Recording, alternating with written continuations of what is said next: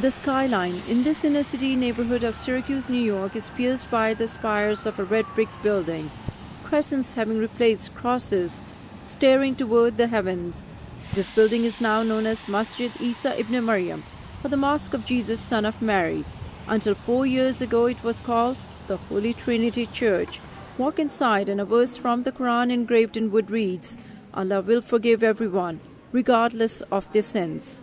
I always say that these walls were waiting to hear the Quran for 100 years, and that's kind of the sense I had right from the very beginning.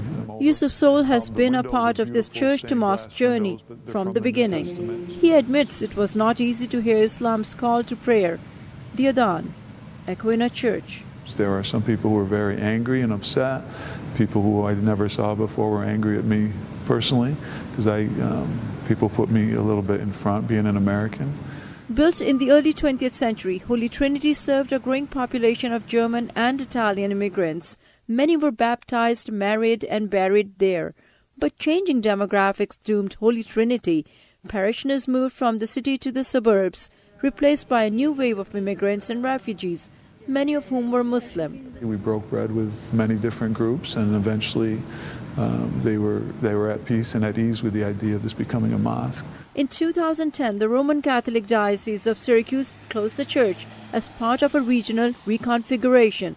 Although others were willing to pay 3 times the price to turn the church into a bar, it was sold to a Muslim group for much less money, so God could still be worshipped in a house of God. And then the rehabilitation of the building started. Pews were removed, its wood used to fix the floor. Thousands of crosses on the walls were redesigned or painted over. The crosses on the spires were replaced and saved as precious reminders of the building's past. We still need to raise some funds and replace those lights, because it is a bit dark in here. This mosque is different than others in the area because there is not a separate room or wall separating men and women.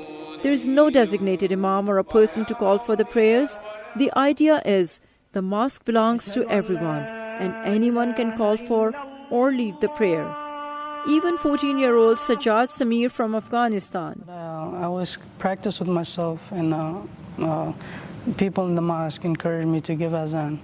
And I started giving azan for like a few days. Refugees from several countries live near this mosque, but it serves a community beyond just the Muslims. So they really do see themselves as serving the entire neighborhood, from a food pantry open to all, to picnics and summer events and other things. So they really are wonderful community partners who want to serve the entire community, not just the members, the Muslim community locally. Yusuf Soul says, do not believe everything you see in the media, because contrary to some perceptions, America has an incredible amount of welcoming people who embrace diversity and love people for who they are. Sabah Shah, VOA News, Syracuse, New York.